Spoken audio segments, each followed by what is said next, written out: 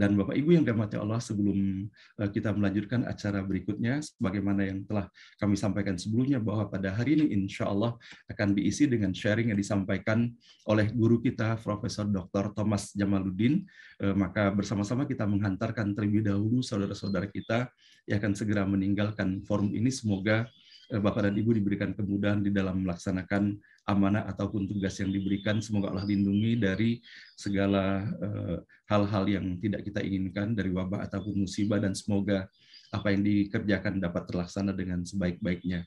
Dan kepada Bapak dan Ibu yang masih memiliki kelonggaran waktunya, mudah-mudahan melalui apa yang disampaikan oleh Bapak Profesor Thomas Jamaluddin pada pagi hari ini, Allah berikan kemudahan bagi kita semuanya untuk dapat menyerap pesan dan makna yang terkandung di dalamnya, dan semoga Allah Subhanahu wa Ta'ala memberikan kemudahan pula bagi kita semuanya untuk mengikuti pesan-pesan selanjutnya.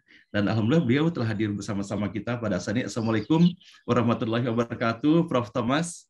Waalaikumsalam warahmatullahi wabarakatuh.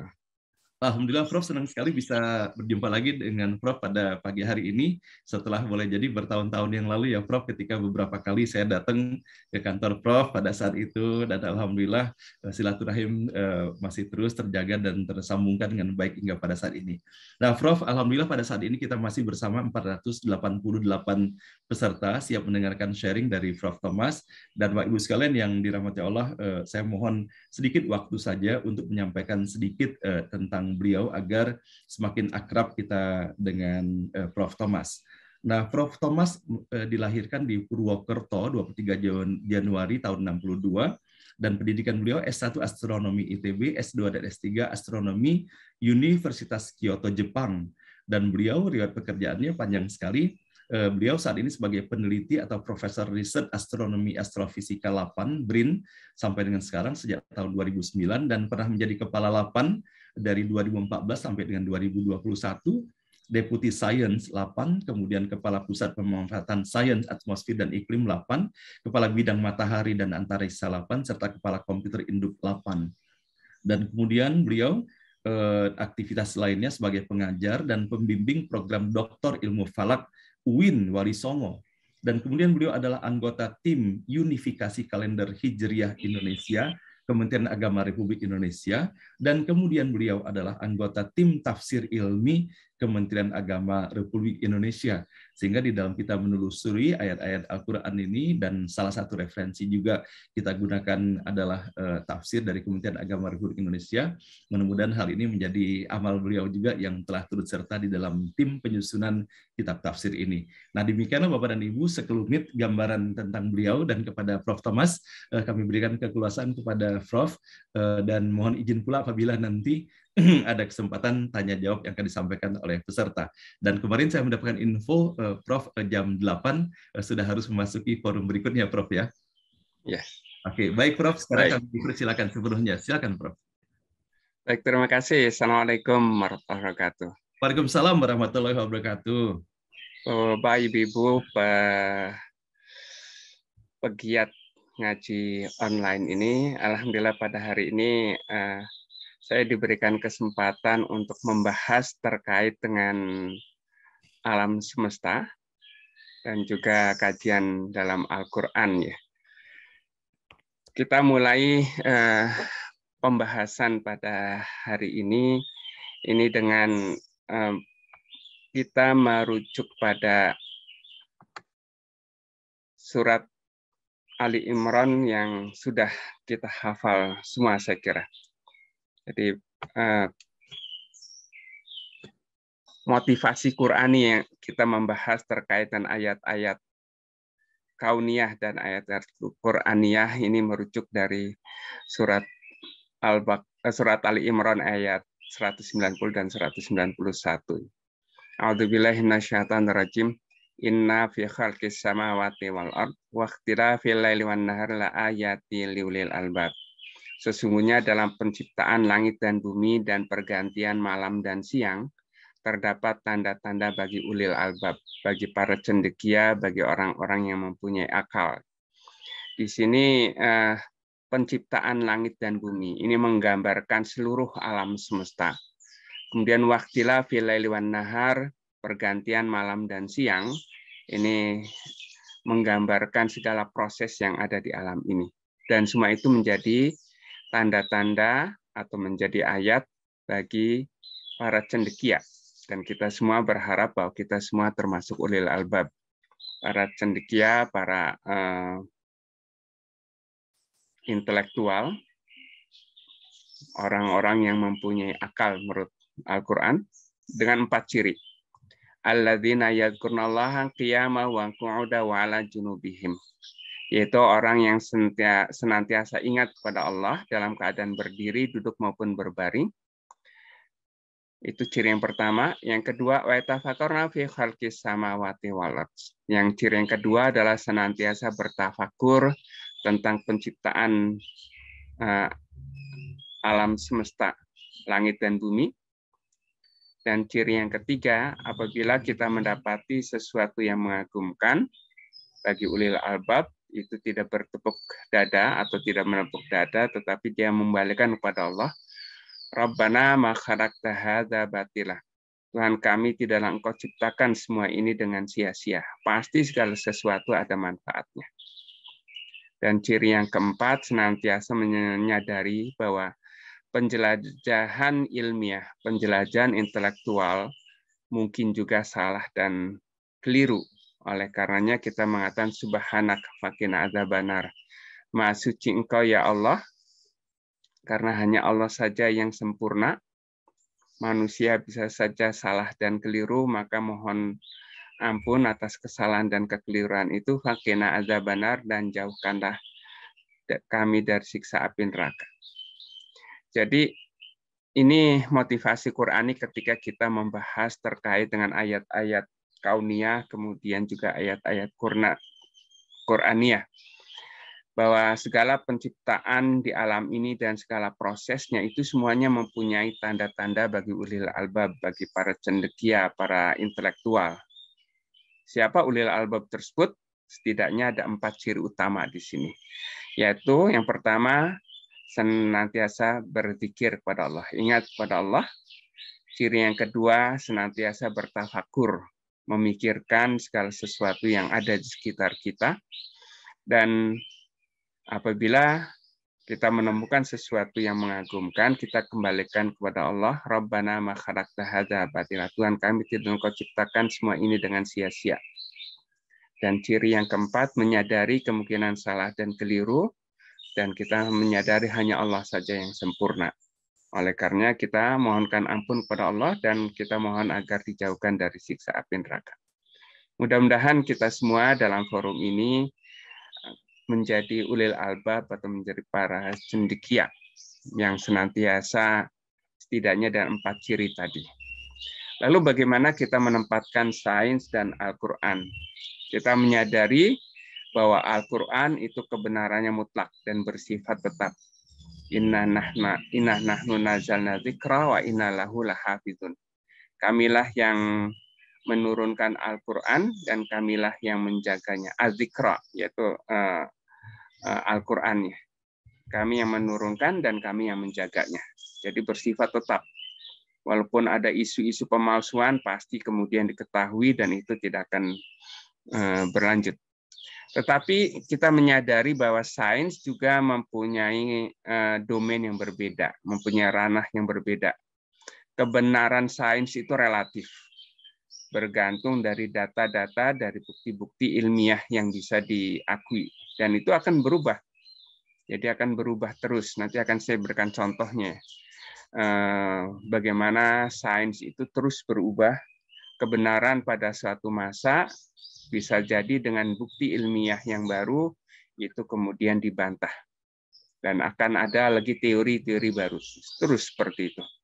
Lalu bagaimana 2 ranah yang berbeda, Al-Quran yang sifatnya mutlak benarnya, dan sains yang kebenarannya relatif, itu bisa disandingkan.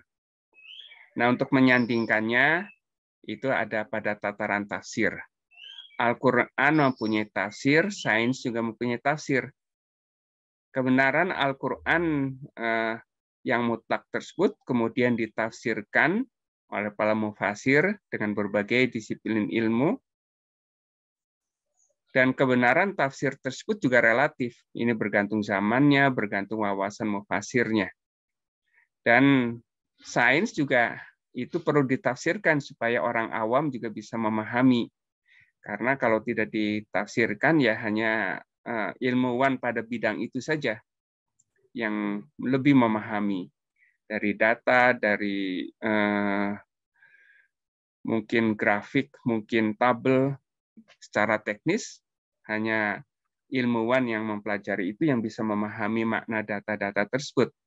Tetapi biasanya kemudian ada komunikator sains ya sekarang bisa disebutnya seperti itu, termasuk juga wartawan iptek itu sesungguhnya memberikan tafsir bahasa yang rumit dalam sains kemudian ditafsirkan dalam bentuk artikel-artikel ilmiah populer. Nah, ini yang biasanya kemudian kita sandingkan.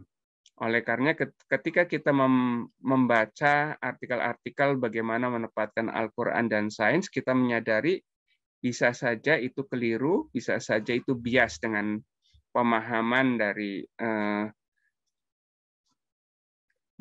penafsirnya, baik itu tafsir Al-Qur'annya maupun tafsir sains. Nah, saya tutup sebentar ya karena ada coretan ya. Jadi saya balik lagi.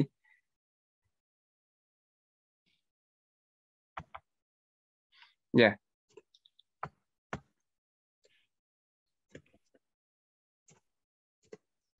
Nah, kita akan bahas pada hari ini sebagian dari ayat-ayat kauniyah dan ayat-ayat Qur'aniyah terkait dengan struktur alam semesta dan evolusi alam semesta. Di dalam Al-Quran, struktur alam semesta ini dinyatakan dalam ungkapan sab'at samawat, 7 langit. Apakah langit? Langit yang biru inikah? Langit tidak selalu biru. Menjelang matahari terbit, kemudian sesudah matahari terbenam, langit tampak merah. Dan pada malam hari kita melihat langit yang berwarna gelap. Dan kalau kita menjadi astronot, dari ketinggian di luar atmosfer, kita akan melihat, atau di luar atmosfer yang dekat, ya, kita akan melihat langit ini juga berwarna hitam. Karena tidak ada hamburan cahaya matahari oleh atmosfer. Dan kalau kita menjadi astronot, kita akan melihat matahari, bintang, bulan, itu semuanya bisa berdampingan. Kalau dari bumi, kita tidak bisa melihat bintang pada siang hari karena kalah cahayanya oleh cahaya hamburan matahari oleh atmosfer. Nah, Al-Quran menyebut terkait dengan langit itu dengan sab'a samawat. Alladzi khalaqa sab'a samawati tibaqa, dialah yang menjadikan 7 langit itu bertingkat-tingkat. Tafsir lama sering menyebut 7 lapis langit. Ya. Dalam Al-Quran sering disebutnya sab'a samawat, 7 langit saja, bukan 7 lapis ya. Alam tara kaifa khalaqallahu sab'a samawati tibaqa. Tidakkah kamu perhatikan bagaimana Allah telah menciptakan 7 langit yang bertingkat-tingkat. Jadi sab'a samawatin tibaqa, 7 langit yang bertingkat-tingkat. Apa makna 7 langit? Nah, pemaknaan 7 langit ini berdasarkan sains juga berkembang terus. Dulu dalam konsep geosentris, memang orang menganggap bahwa langit ini berlapis-lapis. Lapisan pertama ada bulan, lapisan kedua ada Merkurius, lapisan ketiga ada Venus, kemudian lapisan keempat ada matahari. Lapisan keenam ada Mars, kemudian lapisan kelima ada Mars, kemudian keenam itu ada Jupiter, dan ketujuh itu ada Saturnus. Dan ini dulu astronomi dan astrologi itu bersatu. Dalam astrologi itu menganggap benda-benda langit ini berpengaruh pada kehidupan manusia dari jam ke jam. Dan itu mulai dari yang terjauh, Saturnus. Saturnus mempengaruhi kehidupan di bumi, dan hari yang dipengaruhi Saturnus disebut hari Saturnus, Saturday. Kemudian jam berikutnya itu oleh Jupiter, berikutnya lagi oleh Mars, kemudian matahari, Venus, Merkurius, bulan, kemudian nanti balik lagi ke Saturnus. Nah, dalam 24 jam, semua benda langit yang diasosiasikan sebagai dewa itu mempengaruhi kehidupan dari jam ke jam.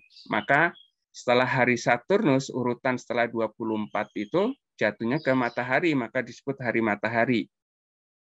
Sun, ya, Sunday, hari matahari. Kemudian kalau diurutkan lagi 24, berikutnya adalah hari bulan, Moon, Monday. Kalau diurutkan lagi jatuhnya ke Mars. Mars itu dewa Chu, maka disebut Tuesday. Kalau urutan berikutnya itu yang berpengaruh adalah Merkurius, dewa Wooden, maka disebut Wednesday. Dan berikutnya lagi itu Jupiter atau Thorn, Thursday. Dan terakhir itu Venus atau Freya, Friday. Nama-nama hari dalam bahasa Jepang juga sama seperti itu. Jadi Doyobi itu adalah hari Saturnus, kemudian Nichiyobi itu hari matahari, Getsuyobi hari bulan, kemudian Kayobi itu adalah hari Mars, Suiyobi hari Merkurius, kemudian Mokuyobi itu hari Jupiter, dan Kingyobi itu adalah hari Venus. Itu konsep lama, bahkan di dalam tafsir lama, setahu saya Ibnu Katsir juga memahami 7 langit itu dalam konsep geosentrik seperti itu. Nah, kemudian sains berkembang dengan bukti-bukti ilmiah yang lebih banyak lagi, kemudian diyakini bahwa bumi itu atau matahari, Merkurius itu tidak, Venus dan Merkurius itu tidak mengitari bumi, tetapi mengitari matahari. Nah, kemudian yang berkembang juga bahwa semua benda langit kecuali bulan itu mengitari matahari dan bulan yang mengitari bumi. Ini yang disebut geosentrik. Tetapi geosentrik ini juga terkait dengan pusatnya matahari, ya. Jadi ini yang, tetapi matahari ini bukan pusat atau heliosentrik, ya. Heliosentrik ini bukan pusat alam semesta. Dulu memang menganggap dalam perkembangannya matahari sebagai pusat, kemudian tadi benda-benda langit itu yang mengitari, kemudian di luar itu adalah bintang-bintang yang seolah-olah menempel di kubah langit. Nah, pemahaman sekarang tidak seperti itu. Dalam Al-Quran ada ungkapan yang menyatakan 7, 70, 700, ya. Jadi dalam surat Luqman ayat 27, walau annama fil ardi min syajaratin aklam wal bahru yamudduhu min ba'dihi sab'atun abhurin man nafidat kalimatullah innallaha azizun hakim. Seandainya pohon-pohon di bumi itu dijadikan sebagai pena dan lautan dijadikan sebagai tinta, kemudian habis dan ditambah lagi dengan 7 lautan lagi sesudah keringnya, maka tidak akan habis kalimat Allah. Sesungguhnya Allah Maha Perkasa lagi Maha Bijaksana. Kalau logika matematisnya kalau ditambah dengan 7 lautan lagi ini tidak habis, bagaimana kalau ditambah 8, 10, 100, sejuta, semiliar lautan, apakah akan habis? Tentu tidak. Allah berbeda dengan makhluknya. Allah tidak terbatas ilmunya, tidak terbatas kekuasaannya. Sehingga makna 7 di sini itu dimaknai sesuatu yang banyak, tak berhingga. Kalau sejuta dianggap besar, lebih dari sejuta. Semiliar dianggap banyak, lebih dari semiliar. Setriliun, lebih dari itu. Itu konsep tak berhingga. Jadi 7 langit itu ya dianggap bahwa benda-benda langit yang jumlahnya tidak berhingga. Dalam Al-Quran banyak sekali ungkapan 7, ada 70, ada 700. Yang terkait dengan 70, Al-Quran menyebutkan bahwa orang yang berdosa itu nanti akan diikat dengan rantai atau dengan belenggu yang panjangnya 70 hasta. Kemudian 700 ini juga diungkapkan orang yang bersedekah atau berinfak itu seperti menanam sebiji benih. yang menumbuhkan 7 tangkai dan masing-masing tangkai berbuah 100 butir. Demikianlah Allah melipat gandakan orang-orang yang bersedekah. Nah, itu jadi konsep 7 langit itu bukan berarti 7 lapis langit. Memang ada yang kemudian mengaitkan dengan kisah Isra dan Mi'raj ya. Di langit pertama bertemu dengan Nabi Adam, langit kedua, ketiga, keempat, sampai dan ketujuh itu bertemu dengan nabi-nabi. Nah, itu berbeda. Dalam Isra dan Mi'raj itu langit itu dalam konsep bukan langit fisik. Dan perjalanan Isra dan Mi'raj itu dapat disebut sebagai perjalanan keluar dari dimensi ruang waktu. Kita ini dibatasi oleh dimensi ruang waktu ya. Oleh karenanya Mekah ke Palestina dianggapnya jauh. Maka tidak mungkinlah dengan kendaraan pada waktu itu bisa dilakukan dalam satu malam. Tapi kan Isra dan Mi'raj ini berbeda. Rasul itu bukan berangkat sendiri, tapi diperjalankan. Dan itu bersama Jibril. Dan keluar dari dimensi ruang waktu. Tetapi langit fisik yang kita amati itu bukan dalam konsep langit dalam Isra dan Mi'raj. Jadi 7 langit itu dimaknai adalah benda-benda langit yang tak berhingga banyaknya. Dalam Al-Quran sering disebut ada sama dan ada samawat. Sama ini biasanya dalam konteks langit yang dekat. Hujan diturunkan dari sama. Ya, itu bermakna bahwa langit yang dekat ini ya terkait dengan hujan, dengan awan, dan juga sering disebut juga bahwa langit yang dekat ini dihiasi oleh pelita-pelita, kawakib. Yang dalam Al-Quran kawakib ini bisa disebut sesungguhnya kaukab atau jamaknya kawakib itu adalah planet-planet. Ini berarti langit yang dekat itu sebut aja dalam kalau kita gambarkan sama itu adalah yang dekat, bisa berarti atmosfer, bisa berarti awan, bisa berarti planet-planet di tata surya. Tapi kalau menyebut samawat itu berarti langit dalam konteks yang sangat luas, alam semesta secara keseluruhan. Dan mengapa kemudian Al-Quran menyebutkan sab'an samawati tibaqo, 7 langit yang bertingkat-tingkat. Bukan berarti dalam bentuk lapisan-lapisan seperti kulit bawang ya. Ada lapisan pertama, kedua, dan seterusnya. Tibaqo itu berarti memang bertingkat-tingkat karena ada yang dekat, ada yang jauh. Jadi langit ini dimulai dari atmosfer kita, dari udara kita, dan itu keberadaan atmosfer itu yang menyebabkan langit pada siang hari berwarna biru, pada menjelang matahari terbit dan sudah matahari terbenam berwarna merah, kemudian pada malam hari berwarna gelap.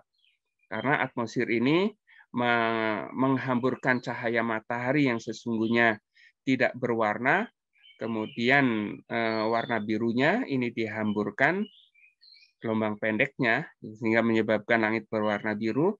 Dan yang sebut saja yang kita lihat pada saat matahari menjelang terbit dan menjelang terbenam itu adalah cahaya gelombang panjangnya, gelombang merahnya, sehingga kita melihat langit pada menjelang matahari terbit dan sesudah matahari terbenam itu berwarna merah. Dan malam hari ketika tidak ada cahaya matahari, tidak ada hamburan cahaya matahari oleh atmosfer, maka langit berwarna gelap. Nah, langit juga mencakup orbit satelit, kemudian bulan mengitari bumi itu juga bagian dari langit. Di luar itu ada planet-planet, ada tata surya. Dari segi dimensinya kita melihat di tata surya saja sebagai perbandingan, bumi itu adalah planet yang sesungguhnya kecil. Itu sekelas dengan Merkurius, Venus, kemudian Mars. Ini planet-planet yang sifatnya kebumian atau terrestrial planet. Dan di luar itu ada planet-planet raksasa yang isinya lebih banyak gasnya. Ada Jupiter, Saturnus, Uranus, dan Neptunus. Ini Jupiter ini sekitar 1.300 kali besar bumi. Dan Pluto dulu dianggap sebagai planet, tetapi sekarang tidak dianggap sebagai planet. Itu Pluto dianggapnya planet kerdil, karena objek-objek tata surya serupa Pluto itu banyak sekali. Nah itu makanya Pluto kemudian dimasukkan sebagai dwarf planet atau planet kerdil. Dan Di luar itu, yang induk semuanya itu adalah matahari. 99% lebih massa di tata surya adanya di matahari. Dan matahari kita itu ukurannya sekitar 1,3 juta kali besar bumi. Jadi kalau perbandingan kita, misalkan bumi kita itu sebesar bola tenis, bulan itu hanya seperti kelereng besar ya, jadi sekitar diameter 2 cm. Itu antara bumi dan bulan, yang buminya sebesar bola tenis, itu bulannya dengan seukuran seperti kelereng besar itu jaraknya sekitar 5 meter. Dan dengan ukuran bumi yang sebesar bola tenis, matahari itu kira-kira bola raksasa dengan diameter 10 meter, kemudian jaraknya dari ujung ke ujung lapangan bola. Itu memberikan gambaran ukuran bumi sangat-sangat kecil di alam semesta ini, di tata surya pun sangat kecil, dan alam semesta di tata surya pun itu sesungguhnya luar biasa. Itu yang disebut sebagai sab'a samawat, dari segi ukuran, dari segi jaraknya pun luar biasa. Dan matahari kita yang tadi 1,3 juta kali besar bumi kita, itu kalau dibandingkan dengan bintang-bintang yang lain kecil sekali. Jadi kalau ini sekedar perbandingan untuk menggambarkan ya, bumi itu kecil sekali seperti ini, Jupiter itu planet raksasa. Nah kalau dibandingkan lagi dengan matahari, bumi sudah hampir tidak kelihatan, Jupiter itu menjadi jauh lebih kecil dibandingkan dengan matahari. Tapi matahari yang sudah besar ini, kalau dibandingkan dengan bintang-bintang yang lain juga sangat kecil sekali. Ini matahari hanya seperti titik kecil dibandingkan dengan bintang Sirius, bintang Pollux, bintang Arcturus, dan ini masih ada lagi bintang yang maha raksasa. Ada Betelgeuse. Betelgeuse itu di rasi Orion, itu ada salah satu bintang yang mengelilingi 3 bintang lagi. Ini ada Betelgeuse. Nah, kemudian ada Antares. Antares itu ada rasi Scorpio. Di sini ada bintang yang merah. Itu adalah Antares. Ini ribuan kali besar matahari kita. Nah, itulah dari segi ukurannya, kemudian dari segi jaraknya kita bisa membayangkan tadi jarak bumi ke matahari yang 150 juta kilometer. Itu di luar matahari ada bintang yang terdekat namanya Proxima Centauri. Jaraknya bukan lagi menggunakan kilometer, tapi menggunakan tahun cahaya. Itu sekitar 4 tahun cahaya, itu Proxima Centauri. Kemudian bintang-bintang yang lain. Matahari kita adalah bintang yang terdekat. Jaraknya dalam cahaya hanya 8 menit cahaya. Artinya matahari yang kita lihat pagi ini, itu bukan matahari saat ini, tetapi matahari 8 menit yang lalu. Dan bintang yang terdekat dengan kita, Proxima Centauri, yang di tengah ini, itu jaraknya 4,2 tahun cahaya. Jadi kalau kita melihat bintang ini, itu adalah bukan bintang saat ini, tetapi bintang 4 tahun yang lalu. Dan kalau kita melihat galaksi di alam semesta, itu bukan galaksi saat ini, tapi galaksi sekian miliar tahun yang lalu, kira-kira seperti itu. Dan matahari kita bukan di pusat alam semesta, matahari kita hanya di salah satu lengan galaksi. Ini kumpulan galaksi, kumpulan bintang-bintang sebagai satu bagian dari lengan galaksi. Dan kalau kita gambarkan dengan membuat plotting seperti ini, kita mengamati ke berbagai arah, kemudian kita gambarkan, maka galaksi kita kira-kira seperti ini, dengan mencontoh galaksi spiral serupa. Jadi matahari kita itu bukan di pusat galaksi, tetapi di sekitar 10.000 tahun cahaya dari pusat galaksi ini. Dan galaksi dengan isi ratusan miliar bintang ini itu hanya salah satu dari banyak galaksi. Jadi galaksi-galaksi di sekitar kita ada Sagittarius Dwarf, kemudian ada juga galaksi Andromeda dan yang lain-lain.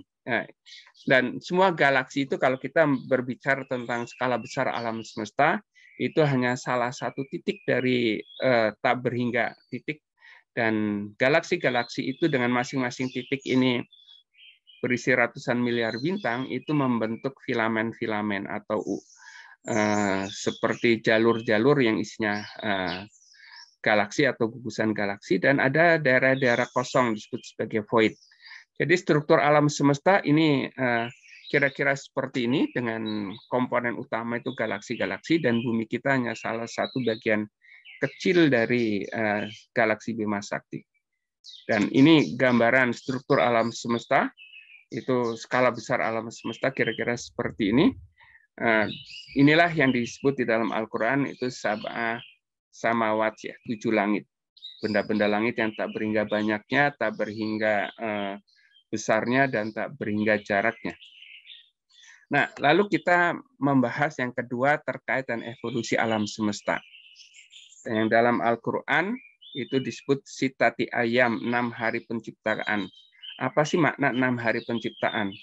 Konsep Kristiani juga ada sesungguhnya 6 hari penciptaan, tetapi setahu saya dalam konsep 6 hari itu seperti dalam konsep hari yang kita kenal, seminggu atau sepekan itu 7 hari. Nah, maka pada hari yang ke-7 disebut Tuhan itu beristirahat.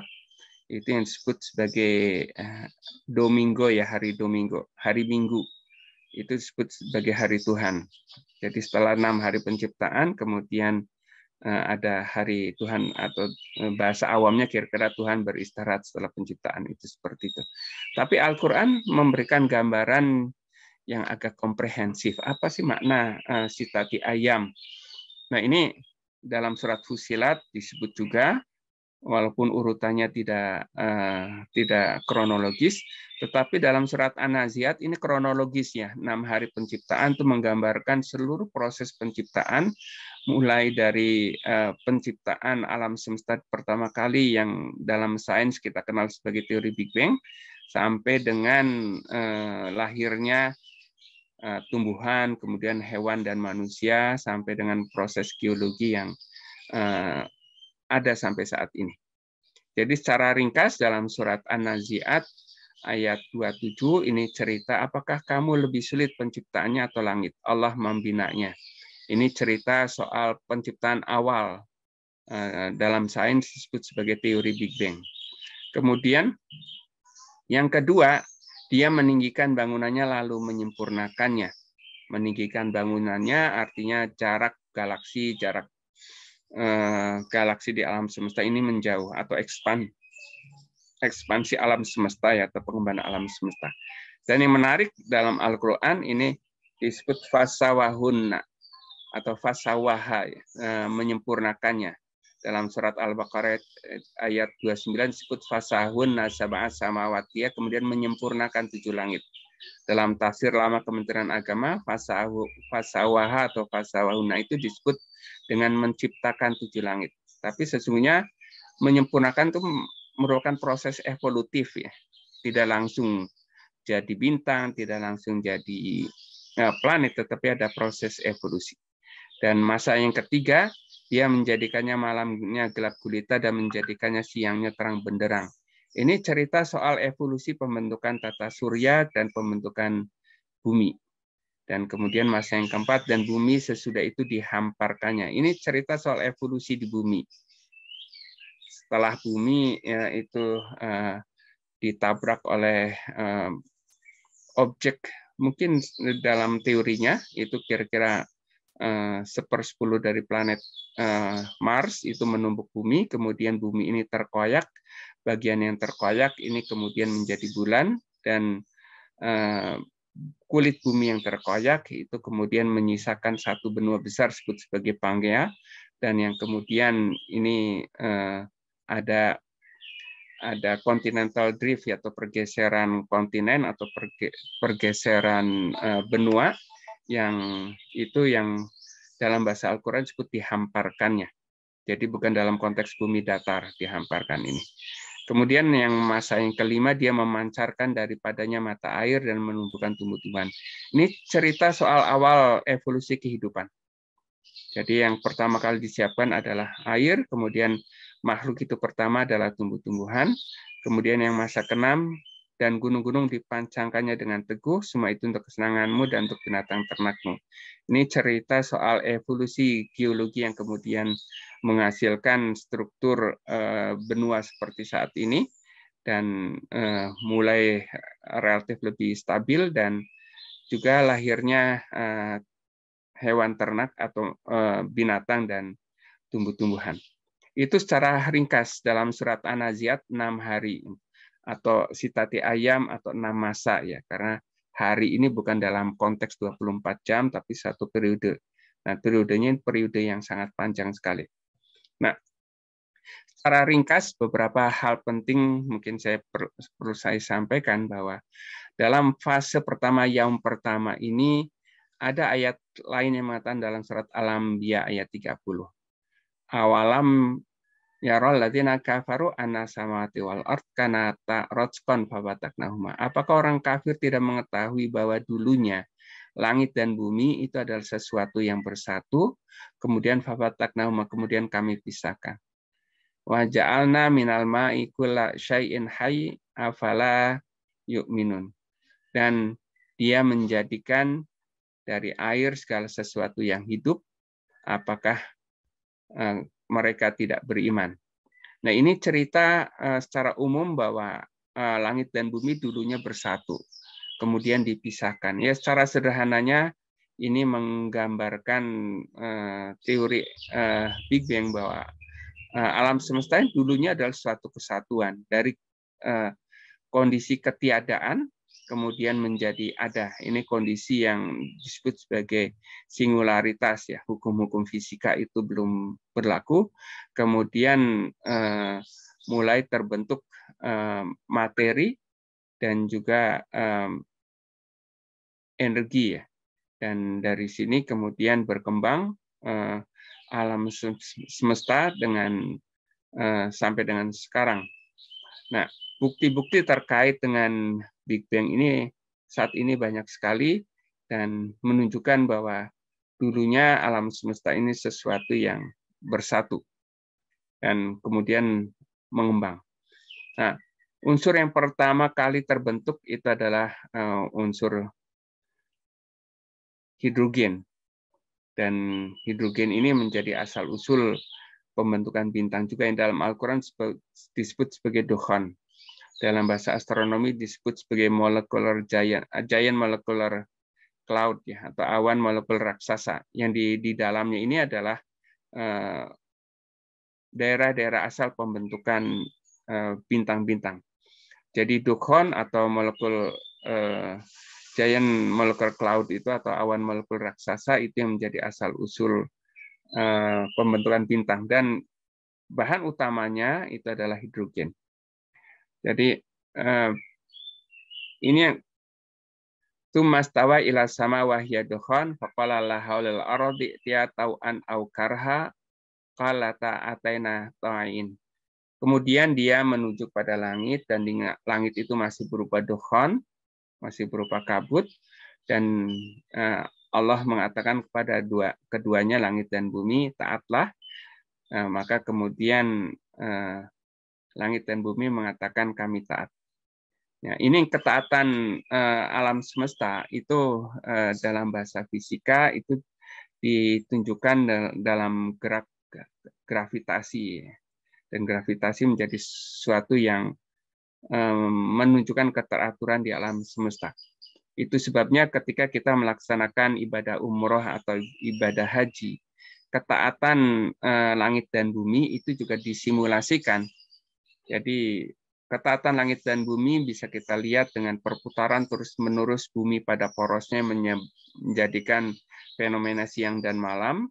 Kemudian bulan terus-menerus mengitari bumi, kemudian bumi bersama planet-planet terus-menerus mengitari matahari, dan matahari bersama ratusan miliar bintang mengitari pusat galaksi, dan kemudian galaksi-galaksi ini mengitari juga pusat masanya. Dan ketika kita melakukan ibadah umroh dan haji, kita juga melaksanakan simulasi itu dengan tawaf.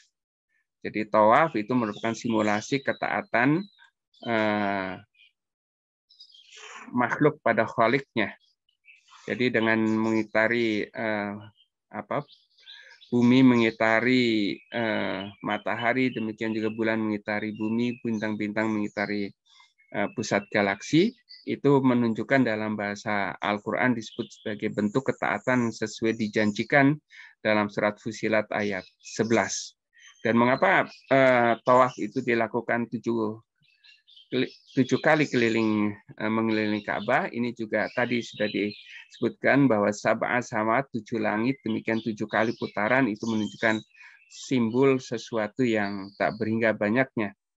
Jadi dalam melaksanakan simulasi ketaatan makhluk pada Khaliknya dalam tawaf itu juga disimbolkan dengan cukup 7 kali, menggambarkan kalau di bumi berputar pada porosnya terus-menerus, kemudian bulan mengitari bumi terus-menerus. Nah, ini pun disimbolkan kita mengelilingi Ka'bah dalam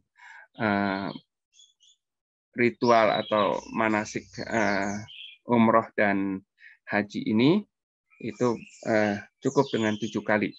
Nah, kemudian kita lihat di alam semesta yang tadi sumber pembentukan atau pembentukan bintang-bintang di dalam dukhon, kita melihat banyak bukti-buktinya. Ada bakal-bakal bintang, ya sebut saja sebagai embrio bintang ya, atau sebut protostar atau bakal bintang, ini banyak sekali. Ada untuk bintang-bintang besar ini disebut sebagai kokun atau katakan sebagai kepompong yang di dalamnya ada pembentukan, ada bintang barunya tetapi masih berselimut dengan dukhon.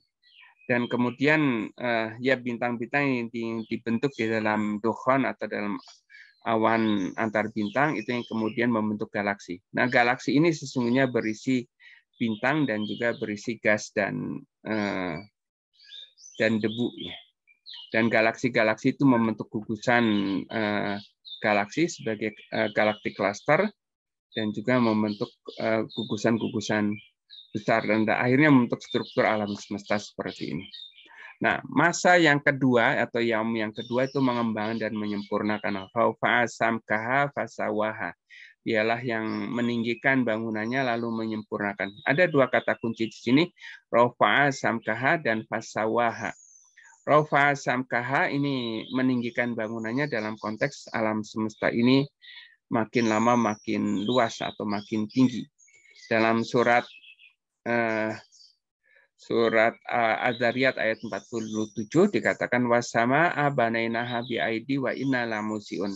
Dan langit kami yang membinanya dan kami yang meluaskannya. Dulu dalam tafsir Kementerian Agama tahun 70-an ini wa inna lamusiun itu masih diterjemahkan dan sungguh kekuasaan kami sangat luas. Tapi sekarang dimaknai lebih tepatnya wa inna lamusin, sungguhnya kami kuasa meluaskannya. Dan bukti pengembangan alam semesta ini bisa dilihat dari spektrum bintang, spektrum galaksi-galaksi yang jauh, yang ada garis-garis spektrum. Ini misalkan garis kalsium ya. Ini ciri dengan 2 garis ini kalsium. Kalau bintang yang dekat atau di matahari itu panjang gelombangnya sekitar 400 angstrom. Tetapi untuk galaksi yang jauh itu hampir 500 angstrom. Jadi nanti dengan rumus Doppler itu bisa dihitung berapa kecepatan galaksi menjauh tersebut dengan pergeseran garis-garis spektrum ini. Ini yang disebut sebagai redshift atau pergeseran merah ke arah merah karena alam semesta ini mengembang. Dan pengembangan alam semesta ini makin lama makin cepat ya, menurut penelitian yang terakhir. Dan yang kedua, kata kunci yang tadi menarik itu terkait dengan fasawaha atau fasawahunna sab'a samawat dalam surat Al-Baqarah ayat 29. Bahwa bintang-bintang demikian juga alam semesta itu disempurnakannya. Makna disempurnakan bahwa di situ ada proses lahir, kemudian ada proses berkembang. Ini salah satu contoh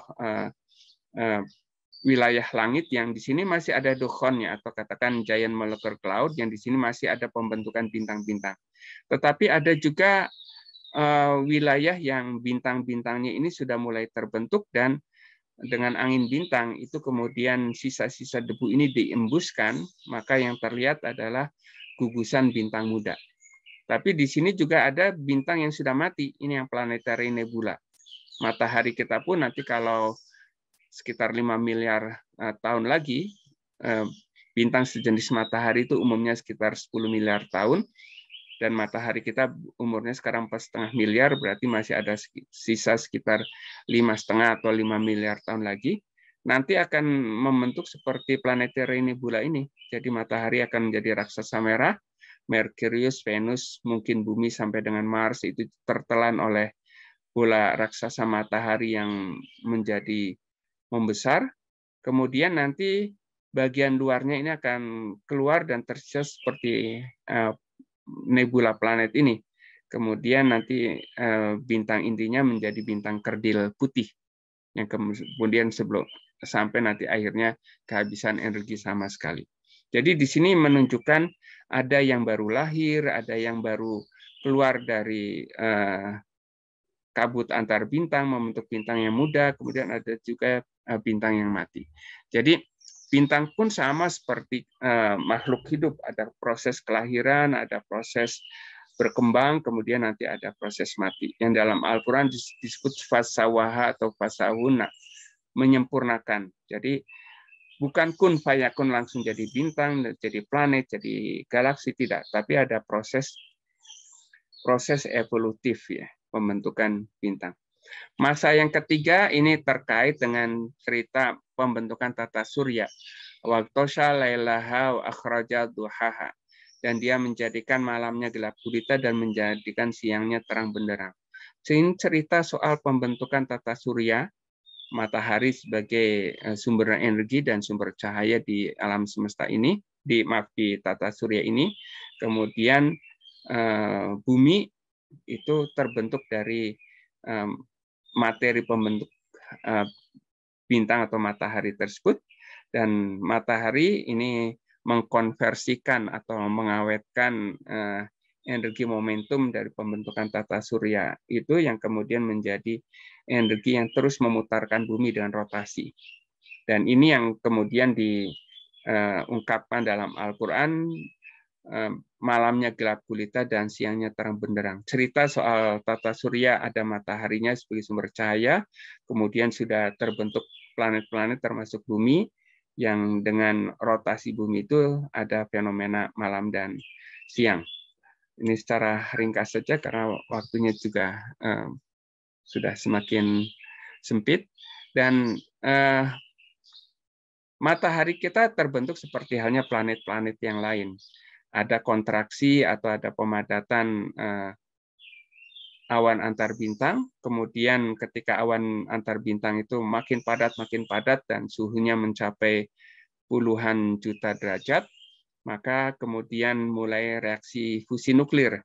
Hidrogen bertemu dengan hidrogen menjadi helium, beda massa antara dua hidrogen dengan satu helium, itu yang dirumuskan oleh Einstein dengan E sama dengan mc².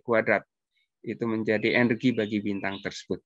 Dan di tepian dari bintang asalnya ini kemudian ada debu-debu yang nantinya akan berkondensasi lagi membentuk planet-planet. Dan ini kira-kira pembentukan planet-planet termasuk tata surya. Nah, masa yang ketiga ini terkait dengan masa yang keempat ya. Wal arda ba'da dzalika dahaha. Ini cerita soal bumi kemudian berevolusi juga. Jadi pada awal pembentukan tata surya masih banyak sekali objek-objek seperti planet kecil, dan ini bisa saja saling bertabrakan. Dan salah satu yang ditabrak ini adalah planet bumi. Itu sebabnya mengapa kemudian planet bumi sumber rotasinya menjadi miring sekitar 23,5 derajat. Dan dari tabrakan ini yang kemudian melahirkan bulan. Dan jadi materi yang tertabrak ini kemudian terlontar keluar, kemudian berkondensasi dengan gravitasi dirinya membentuk bulan yang bulat ini. Kemudian ya materi tetap jatuh dalam konteks dipengaruhi oleh gravitasi bumi, itu yang kemudian gerak jatuhnya adalah gerak mengorbit bumi. Dan evolusi dihamparkannya dalam bahasa Al-Quran ini ya kira-kira digambarkan sebagai continental drift ya, atau pergeseran kontinen, yang semula satu benua besar Pangea ini yang kemudian sekarang menjadi seperti 5 benua yang sekarang ada. Nah, kemudian masa yang kelima pengiriman air ke bumi. Jadi akhraja minha ma'aha wa mar'aha, dan dia memancarkan padanya mata air dan menumbuhkan tumbuh-tumbuhannya. Ini cerita soal evolusi kehidupan yang dimulai dari ketersediaan air, dan tumbuh-tumbuhan itu tumbuh dari, atau katakan dimunculkan itu dari air. Ini menurut teori evolusi, makhluk hidup yang pertama itu kira-kira sejenis ganggang yang kemudian berevolusi menjadi binatang-binatang, mulai dari binatang air sampai dengan binatang darat, kemudian ada yang berevolusi juga menjadi burung yang terbang di udara. Dan yang fase yang keenam itu wal jibala arsaha mata alakum wali an'amikum. Ini cerita soal sebut saja akhir proses geologi yang membentuk benua-benua, dan juga ada penyusupan lempeng-lempeng benua, itu yang menyebabkan kemudian pegunungan di sepanjang pertemuan lempeng itu. Dan gunung-gunung ini dipancangkannya dalam konteks di antara dua lempeng tersebut, gunung ini menjadi penyeimbang. Ketika ada pergeseran lempeng, maka itu akan terjadi getaran yang kita kenal sebagai gempa, tetapi di situ ada sebetulnya dalam bahasa sederhananya ada pemberat gunung itu, sehingga getaran itu tidak menjadi besar. Nah, ini disebut sebagai dipancangkannya. Saya kira itu terkait dengan struktur dan evolusi alam semesta. Masih ada waktu, mudah-mudahan kita bisa berdiskusi pada sisa waktu ini. Saya kembalikan lagi pada Pak Hasanuddin. Sekian, Assalamualaikum warahmatullahi wabarakatuh. Waalaikumsalam warahmatullahi wabarakatuh. Masya Allah, Prof. Thomas, ya, atas apa yang sampaikan Prof. Thomas pada pagi hari ini membuat kita menjadi merasa demikian kecilnya dan tidak berdayanya, Prof, ya. Dengan apa yang disajikan oleh Prof. Thomas saja sudah membuat kita tidak bisa membayangkan bahwa selama ini tidak pernah terbayangkan di kita bahwa di pagi hari ini pun kita akan mendapatkan uraian seperti ini. Apalagi bagi Prof. Thomas sendiri yang hidup memang menjalani profesi dalam bidang ini, tentu informasi yang lebih dahsyat pun lebih banyak lagi yang terhadirkan, yang tiada lain semakin membuat kita merasa kecil sekali sebetulnya di dalam kehidupan ini.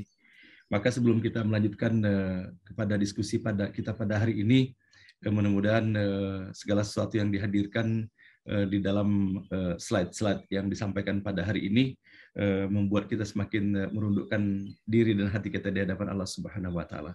Dan baiklah Prof, ini pertanyaan cukup banyak yang diantarkan pada pagi hari ini.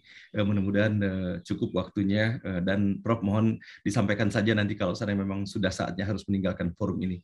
Nah, yang pertama kami beranjak dari pertanyaan disampaikan oleh Pak Kunto Baikuni.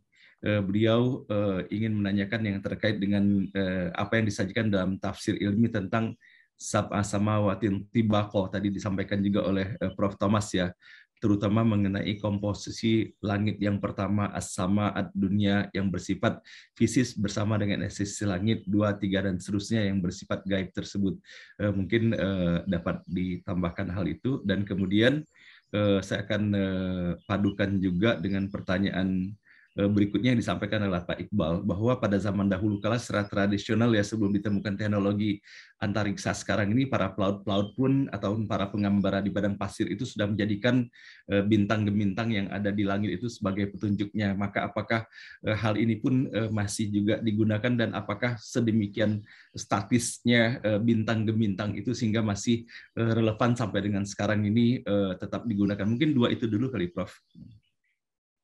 Ya, pertama terkait dengan sab'a samawat.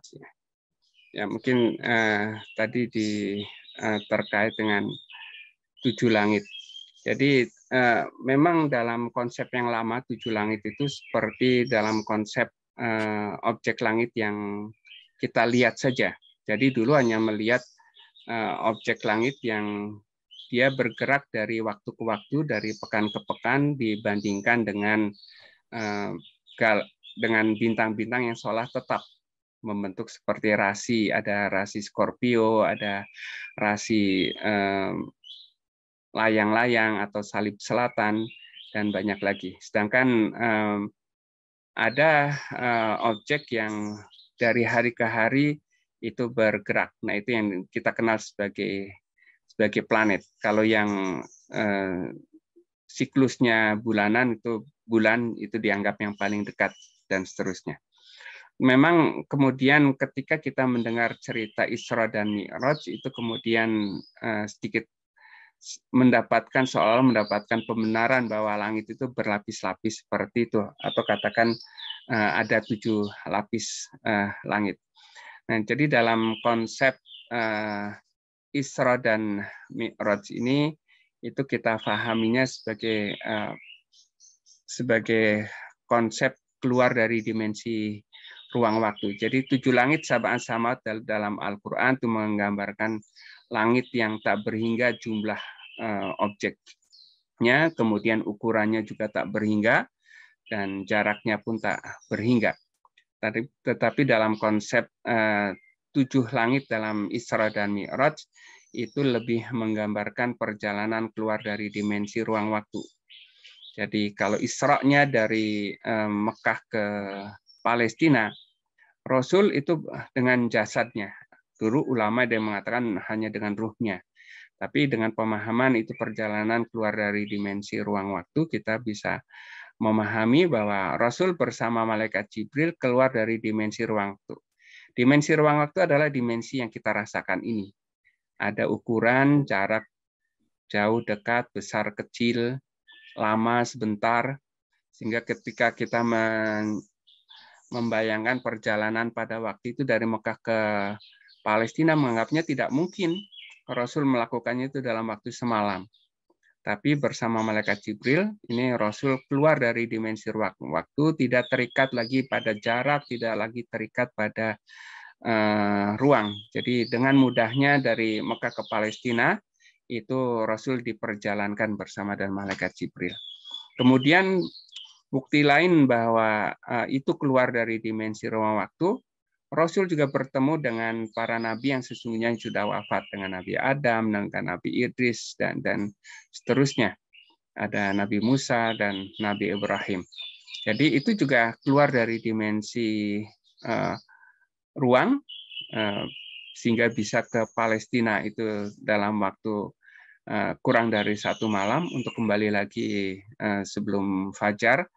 Dan keluar dari dimensi waktu, jadi bisa bertemu dengan para nabi yang sudah wafat, dan tentu sudah diberikan gambaran masa yang akan datang terkait dengan surga dan neraka. Dalam gambaran kita, surga dan neraka itu adalah masa depan.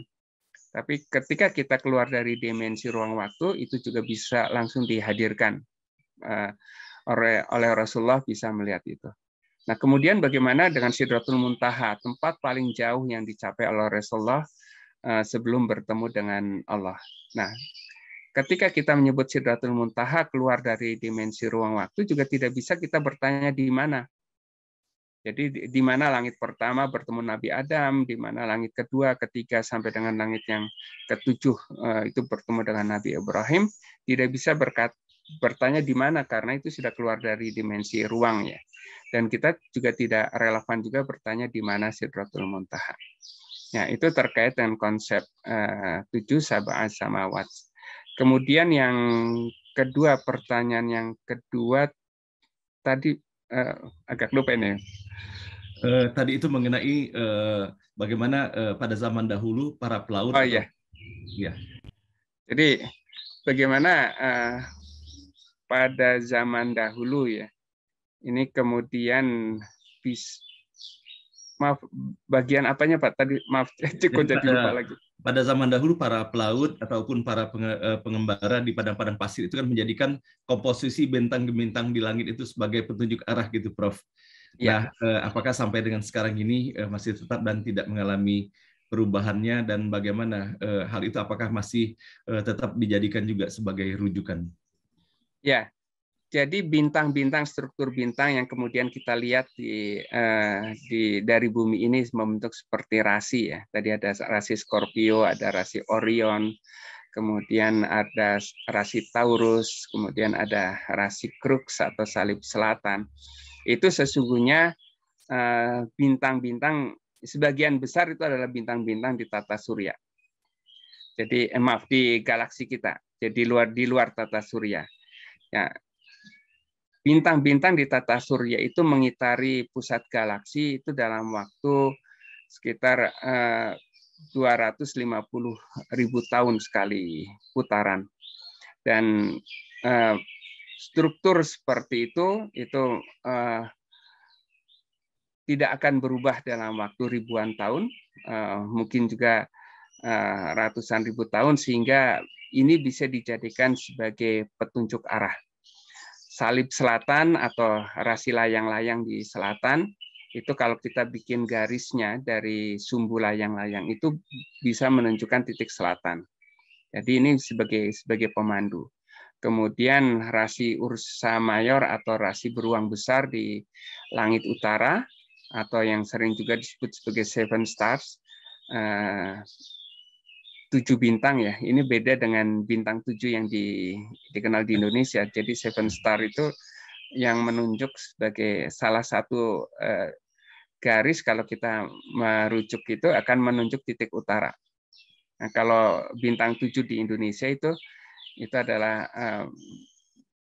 bintang atau kata gugus bintang yang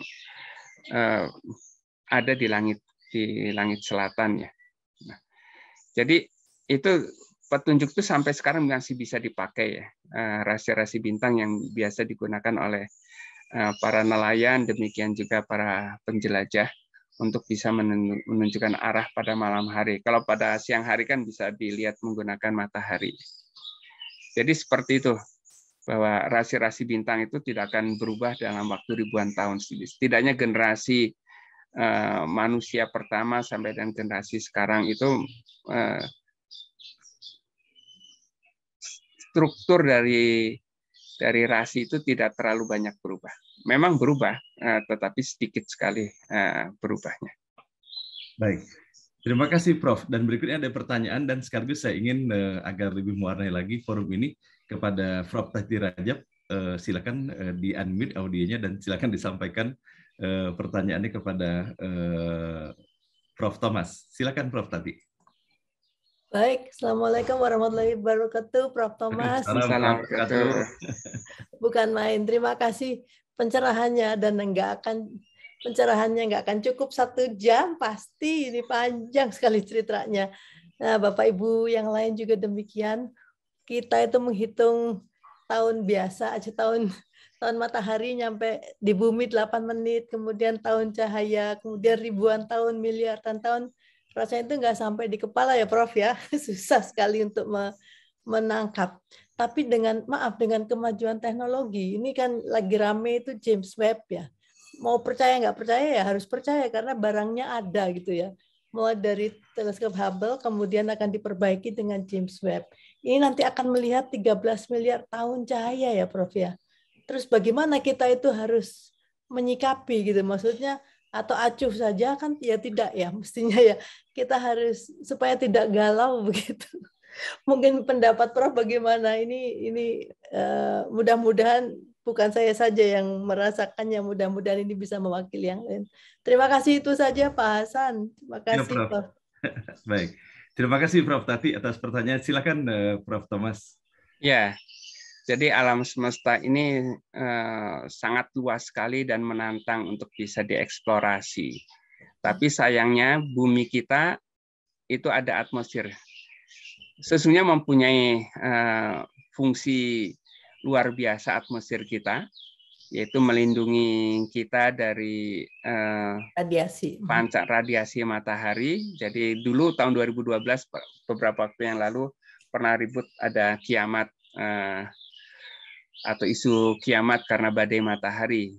Itu sesungguhnya terlalu berlebihan. Jadi kiamatnya mungkin kiamat teknologi ya, karena badai matahari itu lebih berpengaruh pada satelit. Nah, kalau satelit yang kita gunakan ini terkena badai matahari, maka internet yang biasa kita gunakan, ATM yang kita gunakan, itu semuanya menjadi tidak berfungsi. Jadi kiamatnya kiamat teknologi. Tetapi manusia di buminya itu terlindungi oleh atmosfer bumi. dan juga termasuk oleh geomagnet, ya, medan magnet bumi. Nah, itu satu sisi atmosfer itu melindungi kita. Tetapi pada sisi lain, atmosfer juga menghalangi kita melihat keindahan langit yang luar biasa. Karena atmosfer ini meneruskan cahaya tampak, tetapi kemudian tidak bisa meneruskan cahaya inframerah. Yeah. Inframerah itu terhalang oleh uap air, oleh awan, tidak bisa menembus. Kemudian ultraviolet itu juga terhalang oleh atmosfer bumi. Padahal objek-objek yang padat, objek-objek yang sangat panas itu banyak memancarkan ultraviolet. Kemudian awan antar bintang atau proses pembentukan bintang-bintang baru itu banyak dipancarkan oleh inframerah. Maka untuk mengatasi pengamatan langit yang terhalang oleh penyerapan oleh atmosfer, kemudian dikirim satelit observasi.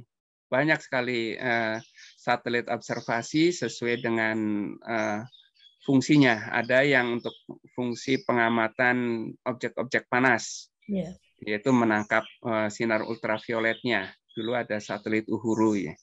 Kemudian ada Hubble. Hubble itu lebih banyak pada panjang gelombang tampak, tetapi bisa mengatasi gangguan cuaca dan juga dengan resolusi yang jauh lebih tinggi. Yeah. Nah, kemudian ini yang terbaru ini James Watt, ya. Yeah. James Watt ini satelitnya tidak mengitari bumi, tetapi mengitari matahari, supaya satelit tersebut betul-betul stabil, ya.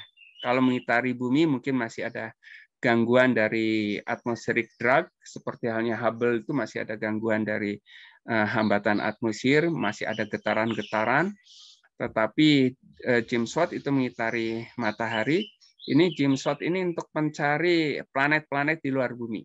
Jadi planet-planet di luar bumi ini banyak sekali, ya. Sekarang ini sedang mencari yang disebut sebagai extraterrestrial planet, ya, atau planet di luar tata surya. Dan ini kemungkinan karena teleskop antariksa ini umurnya terbatas, manusia akan terus masih mengirimkan satelit-satelit untuk mengamati alam semesta yang luar biasa ini dan menguak rahasia alam semesta. Bahasa universal itu adalah gelombang elektromagnetik. Kalau di bumi kita mengenal bahasa universalnya adalah bahasa Inggris, sehingga kita bisa berkomunikasi dengan bangsa lain. Tetapi dalam kita berkomunikasi dengan bintang-bintang yang jauh, bahasa universalnya ada gelombang elektromagnetik.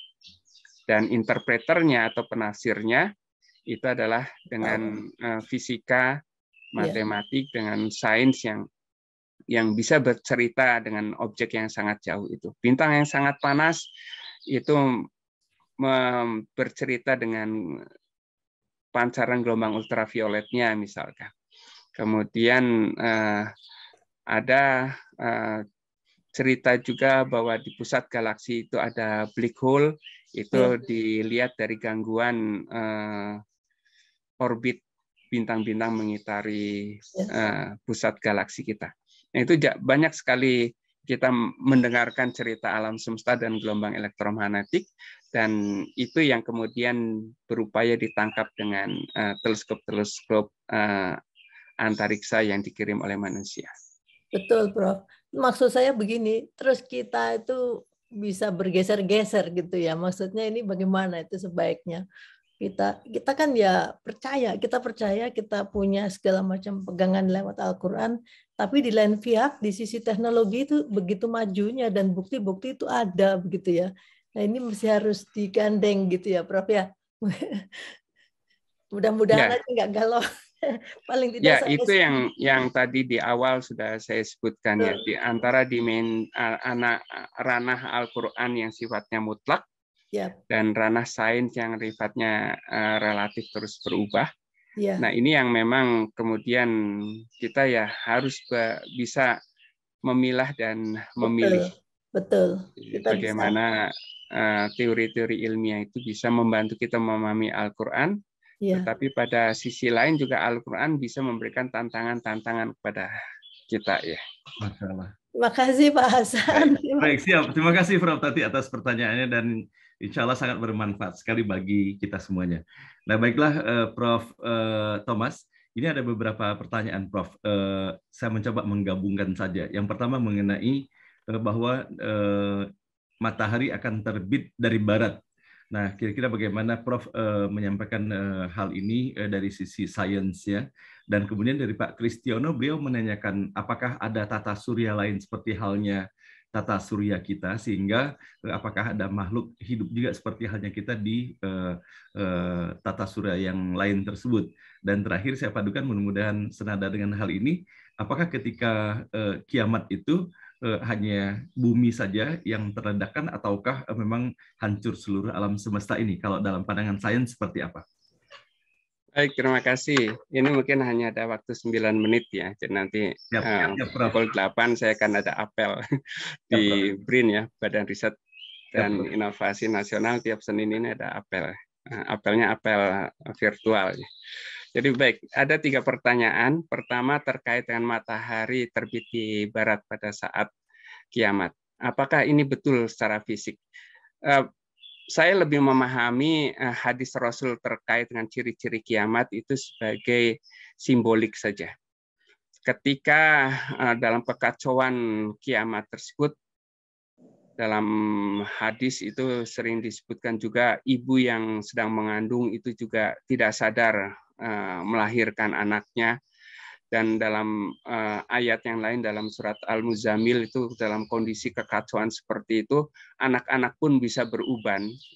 Artinya ini memang kondisi yang memang sangat menakutkan, sangat kacau sehingga manusia itu disorientasi. Tidak bisa lagi mengetahui mana timur, mana barat. Matahari yang sesungguhnya terbit di timur dianggapnya barat. Kalau kita bayangkan bahwa matahari terbit di barat itu kalau secara fisik itu sesungguhnya bisa terjadi kalau sumbu rotasi bumi ini berubah yang dari utara menjadi selatan, selatan menjadi utara, dan itu hanya terjadi dalam kondisi tabrakan objek yang luar biasa besarnya kemudian mengubah sumbu rotasi bumi 180 derajat.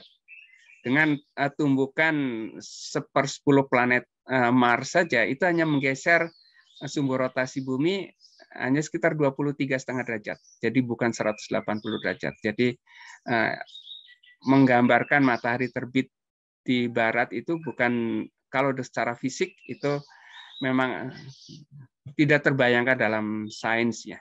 Jadi saya lebih memaknainya hadis tersebut sebagai makna simbolik.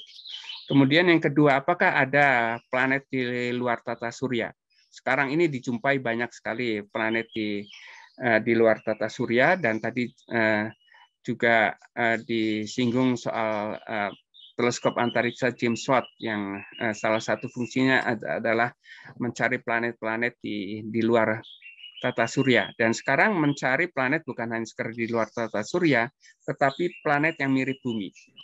Planet yang mirip bumi dicirikan dengan yang disebut sebagai habitable zone atau zona layak hidup, yaitu planet yang suhunya itu memungkinkan air dalam kondisi cair. Kalau air dalam kondisi cair, itu diduga ada kehidupan di sana. Karena kehidupan yang kita kenal itu berbasis pada air dalam kondisi cair untuk metabolisme kehidupannya. Jadi itu yang sedang dicari.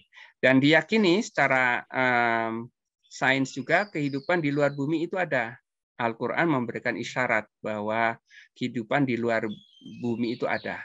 Di antara langit dan bumi itu ditebarkan dabbah. Dabbah itu adalah makhluk hidup yang bergerak ya, bukan seperti tumbuhan. Artinya di sana ada sejenis hewan juga ada. Tetapi Al-Quran juga mengisyaratkan lebih dari itu, bisa juga makhluk yang berakal. Karena seperti halnya manusia. Dalam Al-Quran sering disebutkan man fis samawati wal ard. Man itu kan menggambarkan orang ya, dalam konteks siapa atau who ya. Dan itu menggambarkan bahwa di langit dan bumi, kalau di bumi jelas manusia, tapi di langit itu disebut man. Nah, dulu ada yang menafsirkan bahwa man yang disebut sebagai orang-orang di langit itu adalah jin dan malaikat. Tapi dalam surat yang lain Al-Quran mengatakan bersujudlah man fis samawati wal ard. Bersujud kepada Allah, orang-orang yang ada di langit dan bumi itu dianggapnya itu jin dan malaikat. Tetapi demikian juga bayang-bayangnya. Kalau disebut dengan bayang-bayangnya, maka orang-orang di langit itu adalah makhluk fisik. Dan disebut man itu artinya makhluk serupa manusia yang berakal. Jadi isyarat Al-Quran mengatakan bahwa di langit juga ada kehidupan dan mungkin juga ada makhluk cerdas seperti manusia. Dan secara sains juga diakui bahwa di luar bumi ini ada kehidupan. Itu makanya kemudian ada proyek disebut sebagai proyek SETI ya, Search for Extraterrestrial Intelligence. Jadi mencari kecerdasan di luar bumi. Dan itu dengan teleskop besar dulu, dengan teleskop radio yang besar, itu kemudian menangkap banyak sinyal gelombang radio. Dan ini yang dicari gelombang radio yang non-alami. Karena matahari, bintang-bintang itu memancarkan gelombang radio. Tapi dicari yang non-alami. Kalau non-alami kan itu seperti pancaran radar atau pancaran siaran TV atau apapun yang dipancarkan oleh makhluk cerdas. Nah, itu yang sedang dicari. Kemudian terkaitan kiamat. Apakah kiamat ini hanya bumi saja atau seluruh alam semesta? Kalau Islam memahaminya kiamat ada kiamat yang sugro, yang kecil, dan ada kiamat kubro atau kiamat besar. Ya. Nah, makna kiamat itu sesungguhnya kebangkitan, ya, tetapi tentu didahului dan kehancuran. Jadi kehancuran bisa saja kehancuran di bumi. Ketika 65 juta tahun yang lalu ada asteroid besar yang mungkin sekitar sebesar lapangan bola lah, seperti itu jatuh di semenanjung Yucatan, maka debunya itu menebar ke seluruh bumi dan menutup gelap bumi ini, maka tidak ada cahaya matahari yang masuk, maka tumbuhan itu akan mati dan binatang-binatang yang besar tentu akan mati. Dinosaurus punah pada masa itu. Nah, itu baru kiamat yang kecil di bumi, tapi kemudian kehidupan masih bisa tumbuh lagi. Nah, tapi yang kemudian bisa juga di tingkat tata surya, matahari membesar menjadi raksasa merah, Merkurius, Venus, bumi, mungkin Mars akan tertelan oleh matahari yang menjadi raksasa merah. Jadi kehidupan akan punah di bumi ini, mungkin akan berkembang di planet-planet yang lain. Nah, bisa juga yang lebih besar lagi. Al-Quran menyebutkan bahwa alam semesta ini akan digulung dalam surat Al-Anbiya ayat 104 ya. Bahwa langit ini akan digulung. Seperti halnya pembentukan pertama kali. Seperti menggulung kertas, seperti kemudian pembentukan pertama kali. Jadi ada Big Bang, kemudian ada Big Crunch atau keruntuhan yang besar. Tapi ini memang teori sekarang mengatakan alam semesta ini akan terus berkembang.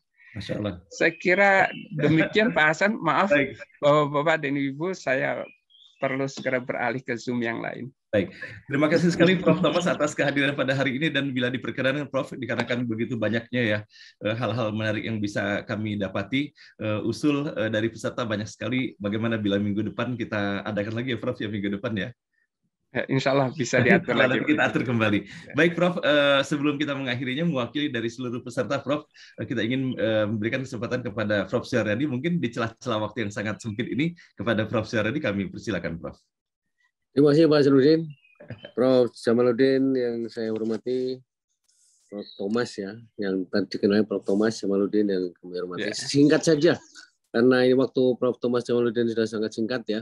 Intinya ini luar biasa, Masya Allah, ya ilmunya luar biasa, membuka wawasan kita, walaupun memang waktunya sangat singkat ya tidak mungkin ya seluruh hal yang disampaikan tadi bisa kita cerna dengan sangat baik dalam waktu begitu singkat, dan pertanyaan-pertanyaannya masih sangat banyak saya lihat di kolom chatting ya. Tetapi mudah-mudahan ada waktu lain Prof. Thomas untuk bisa berdiskusi lagi. Dan kami mengusulkan bahasan ini, Prof. Thomas ini memang harus masuk di kelompok cendekia NBO ya, seperti usul Prof. Tati Rajab dan Prof. Evi. Saya sudah mendengar tentang Prof. Thomas sudah lama dan sangat mengagumi, dan baru sekarang bertemu makin kagum lagi, sehingga kalau bisa nanti masuk di grup cendekia NBO akan sangat bagus. Saya kira demikian bahasan karena beliau waktunya sangat terbatas. Terima kasih Prof. Thomas Jamaluddin. Sampai jumpa lagi di lain kesempatan. Assalamualaikum warahmatullahi wabarakatuh. Waalaikumsalam warahmatullahi wabarakatuh. Terima kasih Prof. Terima kasih, saya pamit sekarang ya. Baik. Terima kasih Prof. Thomas atas kehadirannya. Insya Allah nanti kita kontak lagi ya Prof ya. Insya Allah. Oke, baik. Assalamualaikum warahmatullahi wabarakatuh. Waalaikumsalam warahmatullahi wabarakatuh. Bapak Ibu sekalian yang dirahmati Allah, bahwa betapa menjadi sangat bergairah kita pada hari ini ya, mendapatkan pencerahan luar biasa dari Prof. Thomas, dan walaupun baru sangat sekelumit dari apa yang beliau sampaikan. Nah, sehingga insya Allah Ibu sekalian kami mencoba semaksimal mungkin dengan izin beliau tentunya kita akan mengatur boleh jadi beberapa episode ya kita laksanakan secara berurutan kalau seandainya minggu ini, minggu depan, dan minggu berikutnya. Nah, kalau tadi Pak Profesor ini menyampaikan mengenai kelompok cendekia, jadi begini Pak Ibu sekalian, kami sampaikan juga seperti halnya telah diinformasikan sebelumnya bahwa kita menyikapi bahwa begitu banyaknya sekarang ini para ilmuwan yang hadir di dalam kepesertaan ngaji bareng online ini. Nah, sehingga bagaimana kita bisa mengemas ya dari ilmu-ilmu yang mereka miliki ini bisa kita himpun sehingga nantinya menjadi sebuah kemasan yang menarik untuk kita sajikan di dalam forum beranda ini. Nah, jadi mohon kesabaran Pak Ibu sekalian, kalau seandainya kita mendapati ada sebuah restoran, ada kafe yang sangat menghadirkan makanan yang lezat, maka di balik kafe itu ada dapurnya. Nah, maka sekarang ini, Masya Allah Pak Ibu sekalian, saya bahagia sekali bahwa para ilmuwan kita ini berkumpul sekarang ini berada di dapur. Nah, mereka berada di dapur ini ingin meramu kira-kira sajian ilmiah dan kaitannya dengan Al-Quran ini seperti apa, sehingga nanti dari apa yang dirumuskan oleh para ilmuwan kita ini akan menjadi sebuah hidangan yang lezat lahir dan batin bagi kita semuanya. Namun mohon bersabar Bapak Ibu sekalian, dan mohon didoakan semoga Allah berikan kemudahan dan kelancaran kepada para ilmuwan kita ini, termasuk dengan kehadiran Prof. Thomas pada hari ini, sehingga kesabaran dan keikhlasan dan doa Bapak Ibu sekalian mudah-mudahan nanti pada waktunya tidak saja hadir dalam bentuk satu presentasi, namun boleh jadi insya Allah ke depan akan ada serial presentasi dalam pertautan antara Al-Quran dengan sains dan teknologi ini.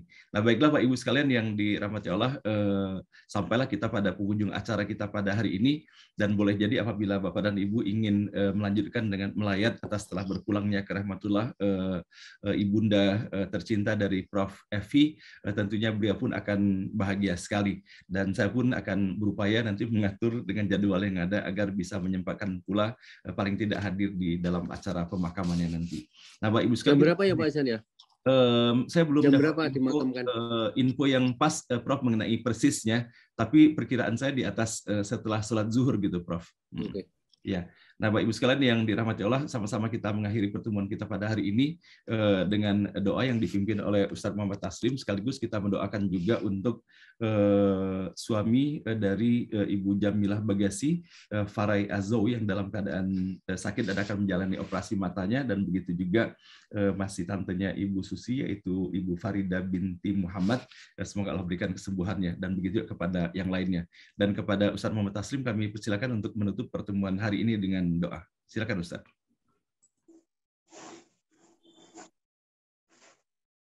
Assalamualaikum warahmatullahi wabarakatuh. Waalaikumsalam warahmatullahi wabarakatuh. Alhamdulillah wa syukurillah, la haula wa la quwata illa billah. Wassalatu wassalamu ala Rasulillah wa ala alihi wa sahbihi wa mawala. Amma ba'du. Terima kasih Pak Ustadz Hasan. Tadi ada Pak Tati. Waduh, ini orang-orang yang kuliahnya bukan S3, S4 ini. Nah, setiap pagi kita kuliah benar-benar kepada dosen-dosen yang di luar dugaan. Dan mudah-mudahan ilmu yang disampaikan bisa bermanfaat untuk kita, dan untuk yang menyampaikan pasti diberikan keberkahan oleh Allah Subhanahu wa taala. Marilah kita tetap memohon kepada Allah semoga yang sakit diangkat penyakitnya oleh Allah, disembuhkan, dan begitu juga untuk orang tuanya Prof. Evi, ketepatan itu juga tetangga Pak Hasan di BSD. Tapi kondisi saya lagi di Balikpapan, jadi mohon maaf semuanya, saya nggak bisa takziah, nanti saya japri kepada beliau. Marilah kita memohon kepada Allah semoga semuanya diberikan sehat walafiat. A'udzubillahi minasyaitonirrajim. Bismillahirrahmanirrahim. Hamdan hamidin, hamdan na'imin, hamdan syakirin, hamdan yuwafi yukafil mazidah. Ya Rabbana lakal hamdu kama yanbaghi lil karim wa 'azimi sultan. Allahumma shalli ala sayyidina Muhammad wa ala alihi wa ashabihi wa tabi'in bi ihsan ila yaumiddin. Ya Allah ya Fattah ya Alim. Hanya Engkau lah ya Allah yang mampu membukakan hati dan pikiran kami. Engkau berikan cahaya hidayah-Mu melalui ilmu pengetahuan yang setiap hari kami kaji. Ya Allah, yang disampaikan oleh para narasumber, ya Allah. Khususnya setiap hari kami belajar Al-Quran, memahami Al-Quran, yang dibimbing oleh Bapak Ustadz Hasanuddin Thayyib. Engkau berikan kami semuanya ilmu yang bermanfaat untuk kami, berkah fid dunya wal akhirah. Ya Allah, ya Ghani, ya Allah, ya Hayyu ya Qayyum. Engkau lah ya Allah yang memberikan kekuatan, memberikan kemampuan untuk kami selalu sehat, untuk kami beribadah, mengabdi kepadamu ya Allah. Ya saudara-saudara kami ya Allah yang sedang sakit, Engkau sembuhkan, Engkau angkat penyakitnya melalui para dokter, melalui obat-obatan, makanan, minuman yang dikonsumsi. Berikanlah sehat walafiat, sehat dohir batin. Allahumma ya syafi anta syafi ya Allah. Isfi birahmatika ya amin. Ya Allah ya Rabb kami. Begitu pula ya Allah untuk saudara kami yang sedang Engkau panggil kehadirat-Mu. Engkau jadikan hamba-Mu yang husnul khotimah. Engkau berikan ampunan-Mu, maghfirah-Mu, dan Engkau berikan lipat ganda amal solehnya, pahala yang diterimanya ya Allah ya Rabb kami. Hanya Engkau lah ya Allah yang maha memberikan segalanya untuk kami semuanya setiap hari.